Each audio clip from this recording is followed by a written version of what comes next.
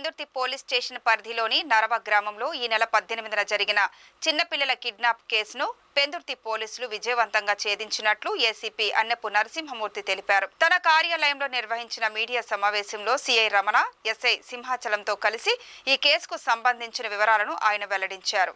ఒడిశాలోని గంజాం జిల్లా కాలికట్టు ప్రాంతానికి చెందిన మినతి ప్రధాన్ అనే మహిళ నరవలో కూలి పనులు చేసుకుంటూ నివాసం ఉండేదని, అదే రాష్ట్రానికి చెందిన వాసుదేవ జెల్లి కూడా అక్కడే ఉంటూ ఆ కుటుంబంతో పరిచయం పెంచుకున్నట్లు తెలిపారు.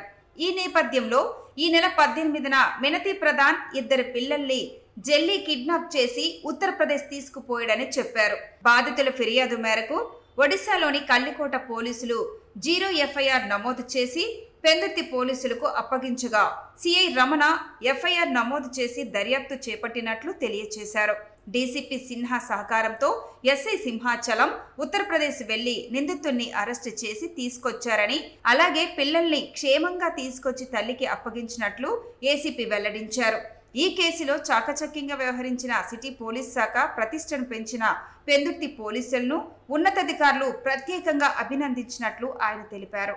పెందుర్తి పోలీస్ స్టేషన్ పరిధిలో గత 18వ తారీఖున ఒక కిడ్నాప్ కేసు అనేది మైనర్ బాలికని కిడ్నాప్ చేసే సంఘటన ఒకటి జరిగింది. ఇందులో మినూతి ప్రధాన్ అనే ఒక మహిళ తన ఇద్దరు పిల్లలు బాబు, పాప ఇద్దరితో పాటు నరవలో ఉంటూ హరిజన జగేపాలెం పక్కన నరవ దగ్గర ఆవిడ నివసిస్తూ ఆ పక్కన షీలానగర్లో కన్స్ట్రక్షన్ కంపెనీలో రామ్కి కన్స్ట్రక్షన్ కంపెనీలో ఆమె పనిచేసుకుంటూ ఆ పిల్లల్ని అక్కడ ఉంటుంది. ఈమె సొంత ఊరు ఒరిస్సాలో కాలికట్ అనే పోలీస్ స్టేషన్ లిమిట్స్ లో ఉంటుంది. కాబట్టి ఆమె చెల్లి, తల్లి, తమ్ముడు వీళ్ళంతా కూడా గతంలో విజయవాడలో పనిచేశారు. 2 మాసాల క్రితం ఆమెమో ఇక్కడికి పనికి వచ్చింది. అయితే వాళ్ళకి పక్క గ్రామస్తుడు వాసుదేవ్ జెల్లి అని చెప్పి ఆయన కూడా ఇక్కడ విజయవాడలో పనిచేసేవాడు. ఈ మధ్యన ఈవిడ ఇక్కడికి వచ్చేసిన తర్వాత ఆయన గత నెల 16వ తారీఖున ఇక్కడికి వచ్చి ఇక్కడి నుంచి 18వ తారీఖు దాకా ప్లాన్ వేసుకుని 18వ తారీఖున ఉదయం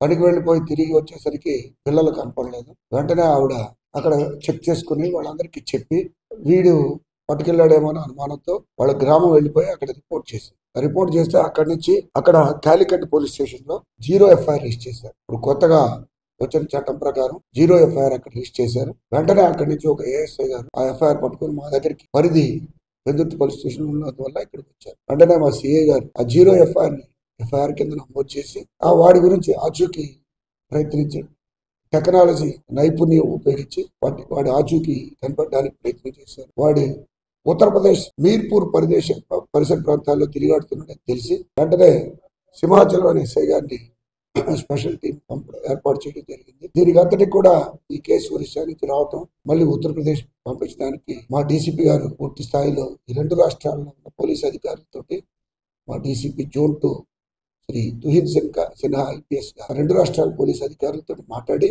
సమన్వయపరిచి మమ్మల్ని ప్రత్యేక టీం ద్వారా అక్కడికి పంపించి ఆ ఇద్దరు పిల్లల్ని కూడా రెస్క్యూ చేయడం జరిగింది.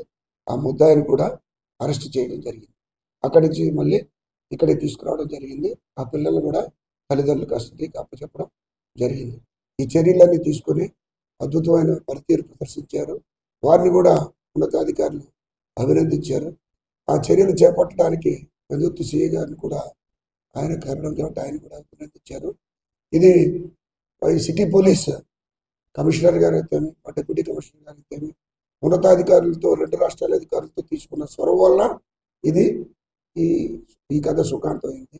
కాబట్టి ఇటువంటి కేసుని ఛేదించడం విశాఖపట్నం సిటీ పోలీస్కి మరొక మంచి పేరు తీసుకొచ్చే సంఘటన.